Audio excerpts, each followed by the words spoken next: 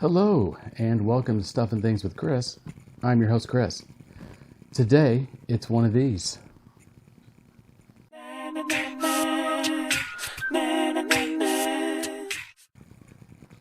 Knives Out.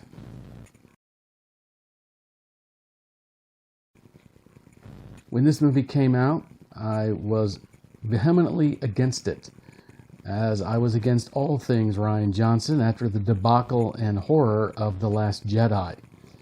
I refused to give that man any money whatsoever. I saw the reviews, they said that it was an amazing movie. I said, so what, I don't care. Not giving that guy any part of my $13 to go see this at the theater. However, after a while, and due to excessive boredom, I got to the RedBox one day, and there it was sitting there, and I said, well, I've got a freebie coupon, so for $0 I will rent this movie.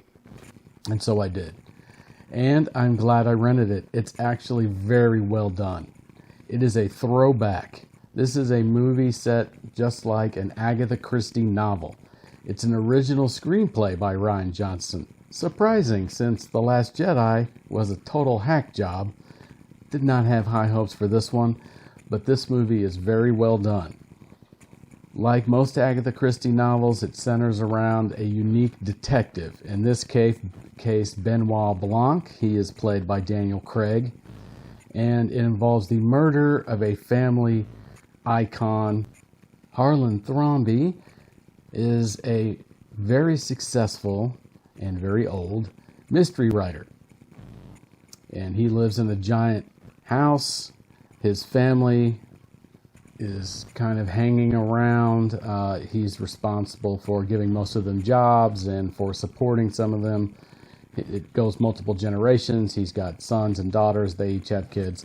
So as the movie progresses, you slowly learn what his interactions are with these people. It's an A-list cast.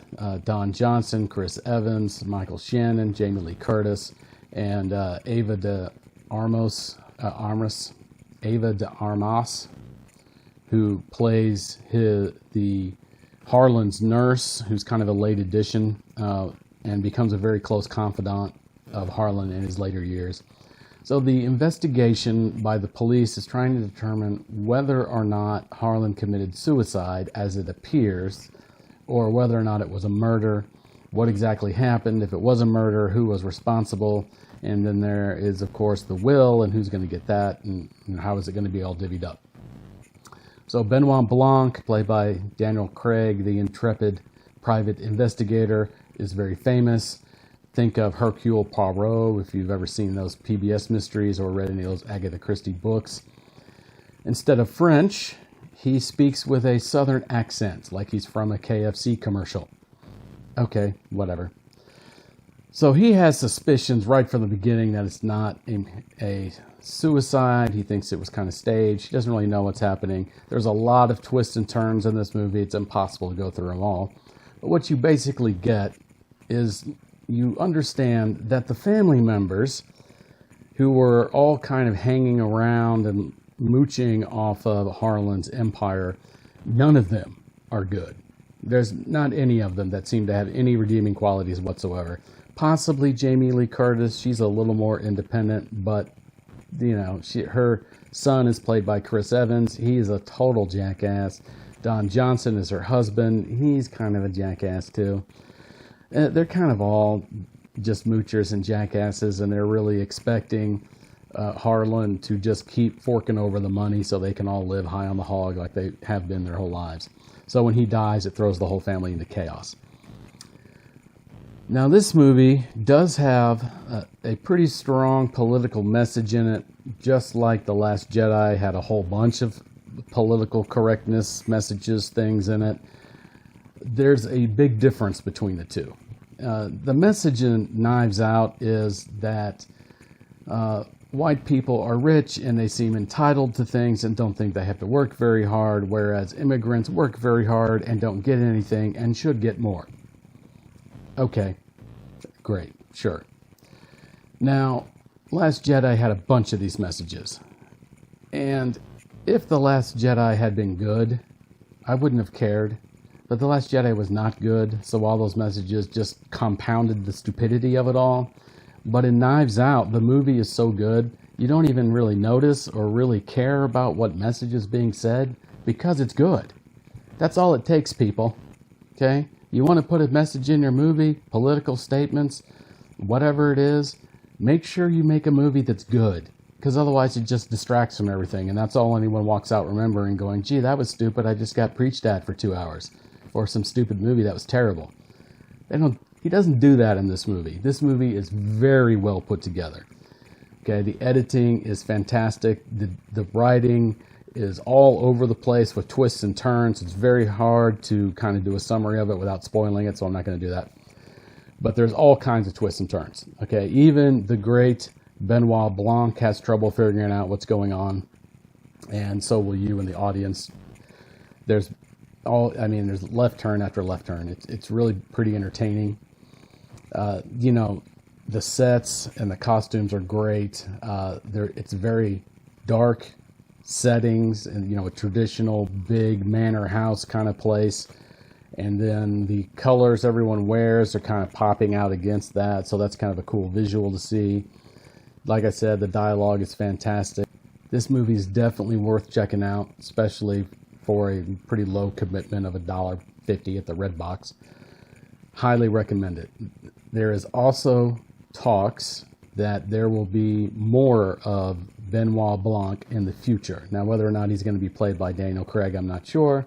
They're trying to tie him down. I mean, he just got finished doing, 5 Bond movies, so he may not want to get tied down to another franchise where he's stuck playing one guy for years. But it would be entertaining. He's fantastic in this. All the cast is fantastic in this. So again, Knives Out, highly recommend it. Check it out. Now we'll move on to Jojo Rabbit. Jojo Rabbit is about a young boy starting his career in the Hitler Youth. Helping him on his journey through his progress is his imaginary friend, Hitler.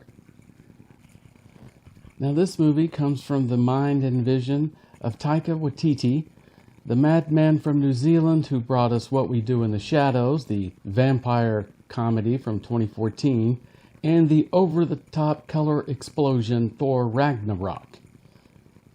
This movie is based on a book called Changing Skies. I have not read that book, so I don't have any idea if this is accurate to it or not. But this is a different take, okay? The movie was nominated for a whole bunch of Academy Awards, acting for Scarlett Johansson, all kinds of directing, editing, or screenplay awards. The movie is amazingly well put together. It starts out, to be honest, pretty funny as he's having these conversations with Hitler and he's going through the stuff Hitler Youth does. It's played very tongue-in-cheek by all involved.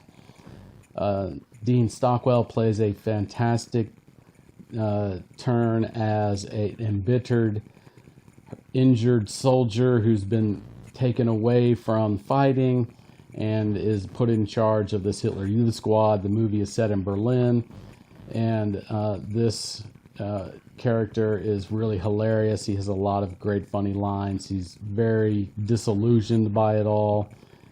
This is set towards the end of the war in Europe, probably 1944. And so Germany is losing. Okay, they're fighting Russia on the Eastern Front. The Allies have landed in Normandy. So the days are numbered. Dean Stockwell's character understands that.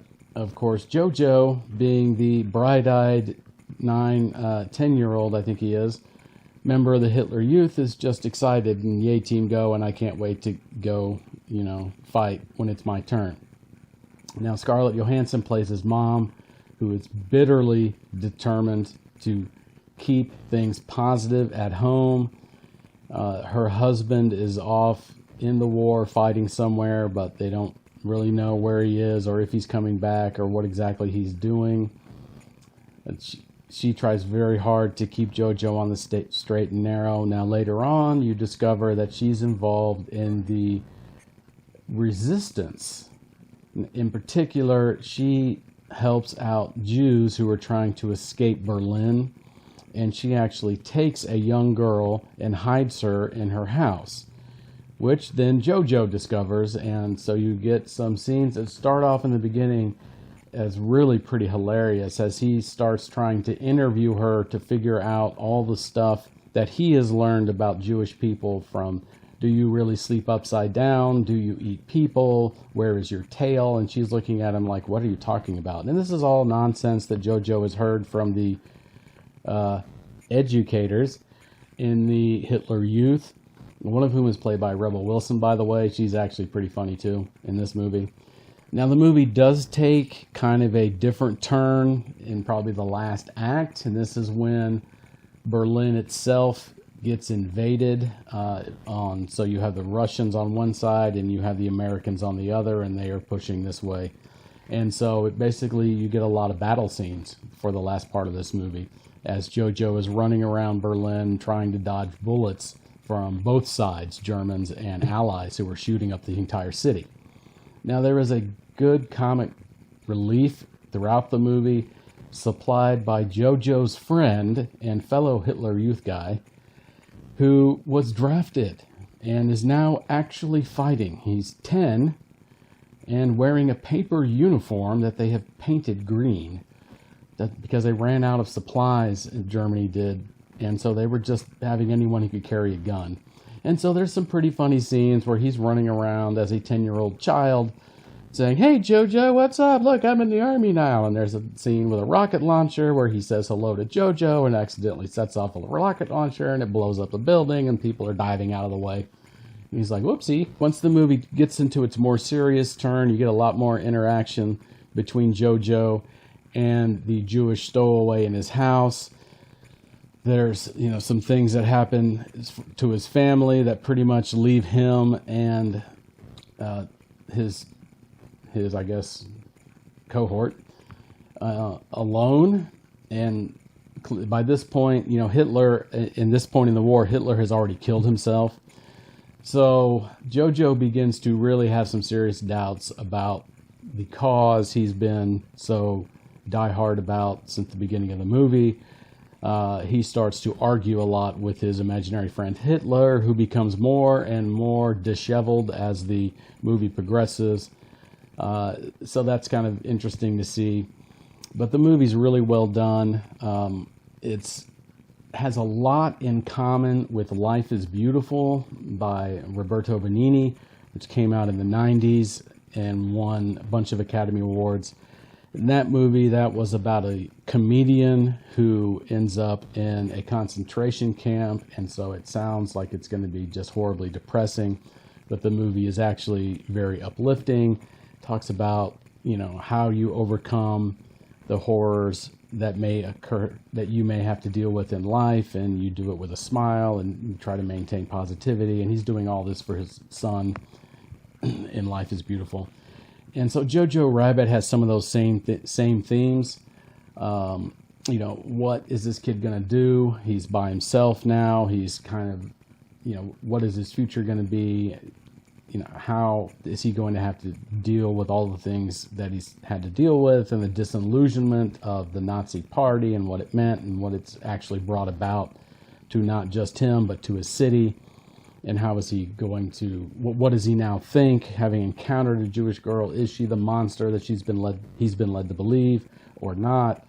So it has a lot of pretty good twists and turns from that aspect of JoJo's character. The actor who plays JoJo is fantastic. Again, Waititi